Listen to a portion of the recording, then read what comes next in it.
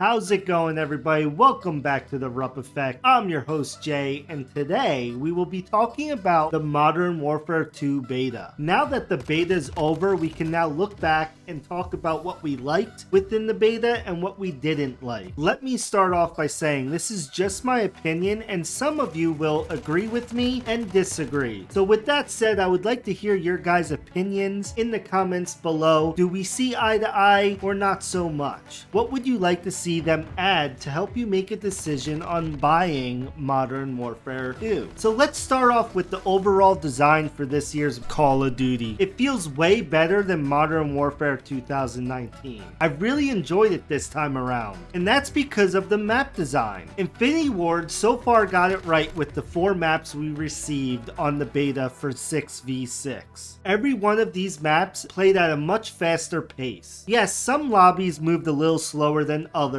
but for the most part, I was able to play like a soaring spider monkey hopping across the map, gaining kills. Even though the devs are trying to do everything they can do to stop us so-called rushers within their game. But yes, I really enjoyed the maps we received during the beta. But for me personally, Farm 18 was my least favorite just because of how most people would play Shoot House. Posted up with shotties, but overall the map still has a really well balancing 3-lane design that I have to give credit to. But if we had to talk about other modes like Search and Destroy or any sort of elimination mode, then it was most definitely the map Museum because of how wide that map actually is. I feel like Museum is the largest map out of the 6v6 map, and it can be trimmed down just a bit. If it was up to me, I would take out the garden circle and the garden side as a whole and just have the calf and the south gallery of the map be the furthest point that you can go. But overall, I really did enjoy all of the 6v6 maps. Then we have Invasion and Ground War maps.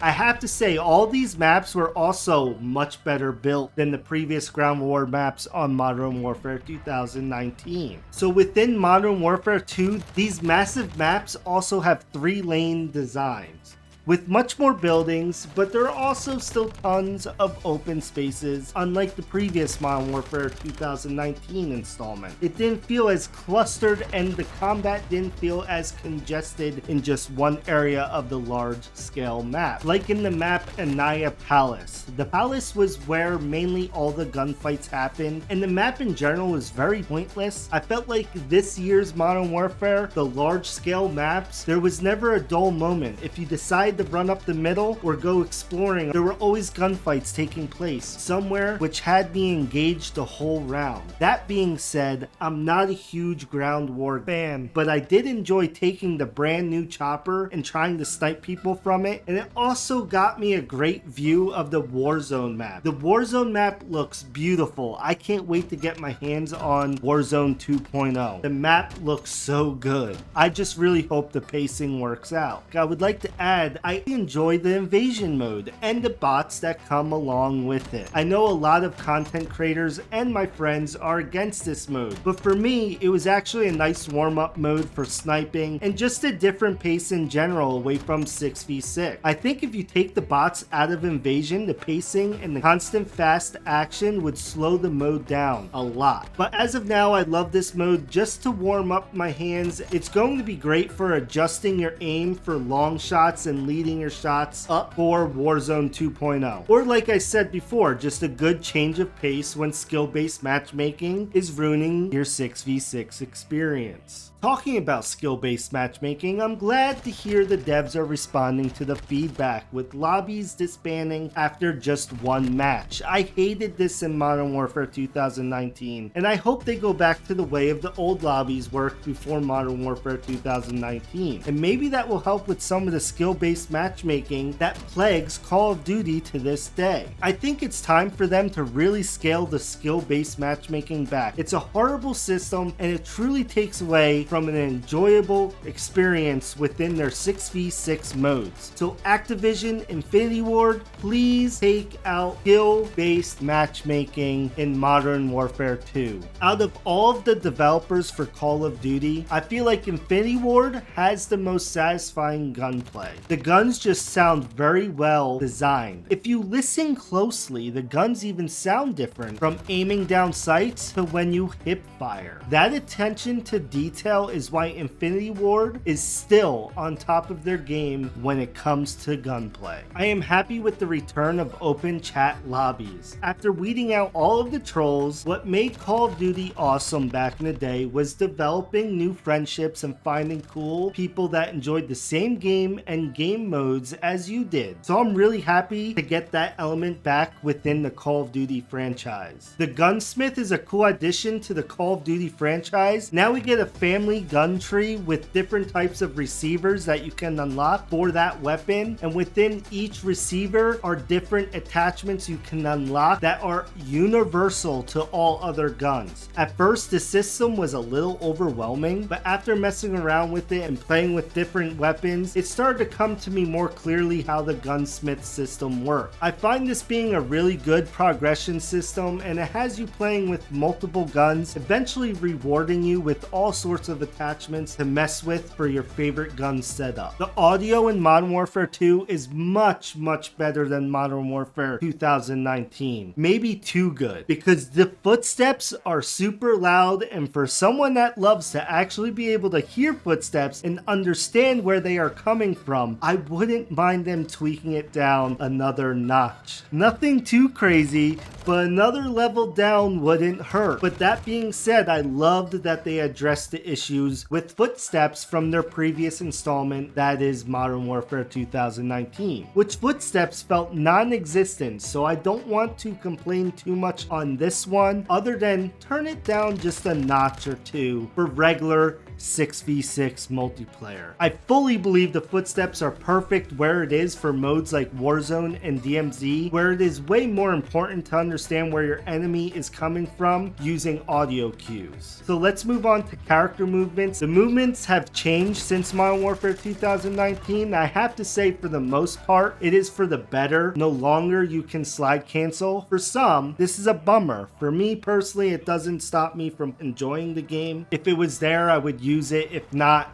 I can live without it. And now we're just going back to the old days of bunny hopping around the corners, which is fine to me. I feel like the dolphin diving mechanic can be tweaked. I really think they should have taken a page out of the Call of Duty Black Ops book. It was so fun to use the dolphin dive mechanic in those games for a feel cool moment. But I'm not gonna lie to you, in Modern Warfare 2, something about this mechanic just seems lacking. I feel like it's sort of useless. Maybe it's because of the time to kill. I don't really know. I don't agree that you should be able to shoot mid-dive. I don't believe that you could do that in Black Ops and Black Ops 2. But something just seems off compared to Black Ops. Maybe it takes a slightly longer time to shoot your gun after a dive. Or maybe you are a little more mobile while diving. It just doesn't feel as athletic than the previous installments of Call of Duty games that had it. But for the most part, the movement within the game feels good. There are just minor tweaks that I would like to see.